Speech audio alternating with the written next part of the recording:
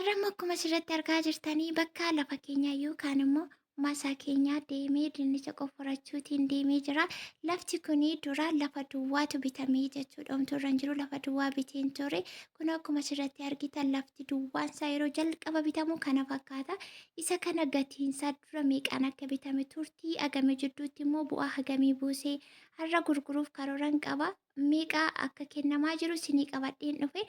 Itti aansuun immoo warri lafa bittanii lafaatii qabdan bittanillee deebistanii turtii yeroo muraasaa booda gurguruuf karoora qabdan akkasumallee bitattanii lafa kaawwattanii saantii walitti qabattanii akka yerootii booda immoo mana irratti ijaarrachuuf karoora qabdanii lafa duwwaa kaa'urra otoo danda'amee akkuma koo kana bu'aa qabeessa ta'uudhaaf biyyaansi yoo kan biraan hafe gibira mataasaallee deebi'ee kaffaluu akka danda'utti kanneen akka timaatimii, dinnichaa, boqqolloo, shunkurtii isa kana torra dhaabdanii too nama qabaattanii waan akkasii faayidaa guddaa qaba jecha bakka jirtanitti nagaan isiniif haa ta'u nagaallee hin daganne viidiyoo kana laayik gochuun jalqabaa yoo jaallattan wanta isinii qabadhee dhufaa jiru isinitti himaa jiru viidiyoo korraa waan barattan waan hubattan yoo qabaattanii laayikii keessaniin jajjabeessa warri maatiin taanee sabskiraayib gochuutiin maatii keenya miseensa keenyatti dabalamaa jecha kunuu galgala keessa ta'eetu jira biftuun seentee jirti kallattii maaniisa deemaa jira viidiyoo ispiidiirra kaa'ee gara lafa sanaa deemaa jiraachuudha.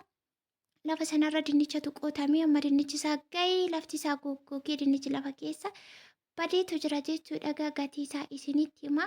Gatii lafti kun yeroo ittiin bitamu bitamee birrii 390 bitame jechuudha. Afur keessaa waanuma xiqqootu hafe 390 bitamee har'a amma birrii 650 jechuudha kan kennamaa jiru.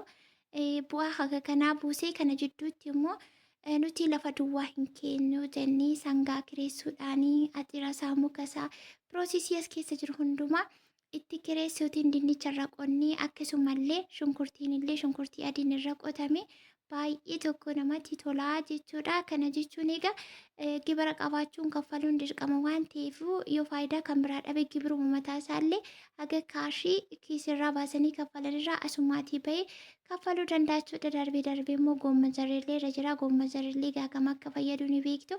Shunkurtii adiin kunuu haala kanaatiin ga'ee jira. Yeroo ammaa kanatti shunkurtii adiin gabaarraa tokkoon ishee jechuudha. Xiqqoo isheeti isayyuu tokkoon ishee birrii 20 jechuudha. Tokkoo isheeti birrii firii tokkittiin ishee mataan tokko birrii 20 jechuudha. Kunoo haala kanaan bakka kanatti argamee amma kana lafti lafa bonaati akka rogannaatti hin bareedu goggogee birraa ta'ee jira waan ta'eef goggogee baay'ee tokko nama rakkisa. Akkasumallee ni ga'ee mandii baay'ee sa'aatii malee deemee galgala ta'eera. Gasoo yookaan shafootiin qotanillee fudhadhee deemnee mukaan qorqoraatti jira. Haala kanaatiin dinnicha baay'ee bareedaa ta'e qaba ture. Garuu immoo lafti baay'ee waan jabaatuuf nutti mul'achuu dideen jabaata. Nutis immoo ariifannee turre. Kunoo akkasittiin lafa duwwaa bitamee sanbooda dinnicha irra qotamee kunoo dinnicha isaa akkasitti irraa fayyadamaa jirra. Shunkurtiin kunillee karaa tokkoon abdiidha. Akkasumas immoo lafichi deebi'ee gurguramuuf karoora qaba ture. Akkuma isiniin jedhe jalqaba birrii 390 bitame har'a immoo 600 olitti jechuudha kan laatamaa jiru.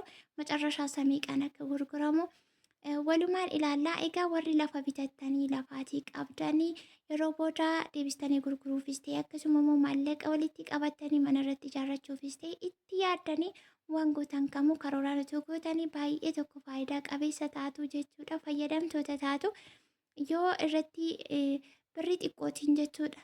Garuu kana gochuudhaaf nama barbaachisa. Nama yaada namaa deeggaruu nama duuba dhaabbatu nuti achi teenyee waa baay'ee karoorsuu yaaduu dandeenya. Garuu immoo namni lafa garaa ofii namaa ga'u hunda miti.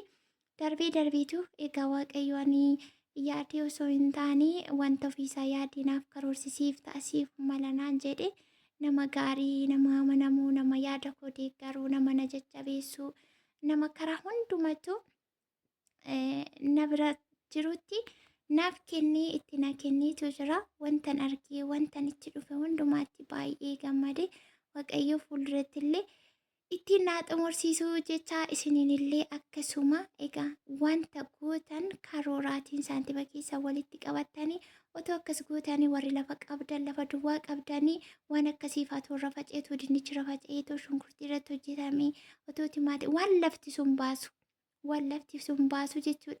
Otoo itti yaaddanii sangaa kireessitanii birrii maal jechuudha birriin jiraannaan wanti hin hojjetamne tokko hin jiru sangaa kireessitu namni jireenya isaaf jedhee hojiin hojjeta haxira isaallee muka isaa bichisiistanii birriin jiraannaan hojjetamuu hin danda'a waan ta'eef haala kanaanii warri lafa bitattanii lafaatii qabdan haga waan karoorsisan sana bira geessanitti yoo bittanillee ammaaf ammatti namni biteen gurguru yeroo muraasa booddee akka bu'aa buuseetti ilaalee deebisee gurgurame tiree agasitti immoo irraa fayyadamuudhaafi waan akkanaa dinnicha akkasiifaa kana toorra qottanii boqqolloo fa'aa toorra qottanii baay'ee tokko faayidaa qabaa jedhee asumarraan ofii korreetti waan argeef itti fayyadame waan baay'ee jaalladheef itti gammade siniifis immoo barumsa ta'a kan jedhu sinii qabadheetiin dhufee kunoo bakka kana lafti isaan nuti fe'e irratti margee dinnichi immoo jiru keessa gadi baadee lafa keessa jira dinnichi amma lamni isaa awwaara waan ta'eef gogaa waan ta'eef namni qotee hin baasu eega carcareera amma kana booda dinnichi kun sangaatiin qotameetu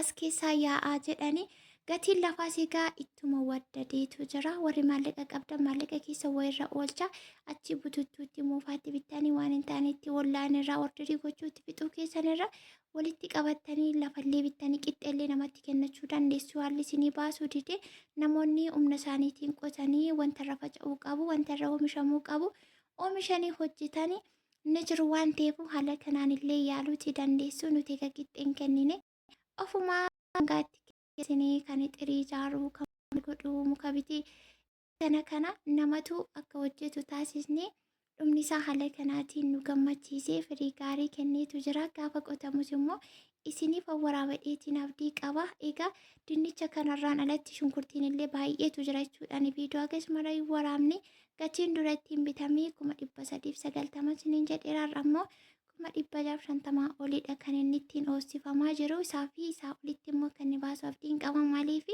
haala gabaan amma irra jiru wal qabatee jechuudha viidiyoon irra sinii qabadhee dhufe immoo kana fakkaata sinis immoo erga daawwattanii booda gaaffii kanaan wal qabatee gaaffii addatiis yoo qabaattanii na gaafachuu dandeessu fuuldurattis immoo isinii qabadhee dhufa dinnichi kunis gaafa sangaatiin qotamus immoo isinitti fi waraabaa jechuudha. Yeroo lafti kun bitamee yeroo sanas immoo widdii bitamee jedhama akka gabaa yerootti amma immoo kan isaan olii ta'ee jira gabaan bakka tokkoon dhaabatu kanaafuu isinis immoo waan isin bira jiru waa tokko bituu galagalchuu danda'a yoo ta'e karooraan itti fayyadamuutii qabdu isiniin jechuu barbaada. Viidiyoon egaa xumuramaatee jira laayikii sheerii godhaatii gaaffii yoo qabaattan bakki isiniin galle kunoo akkamii kan jettan yoo qabaattan koomentii irratti naaf barreessaa baay'ee.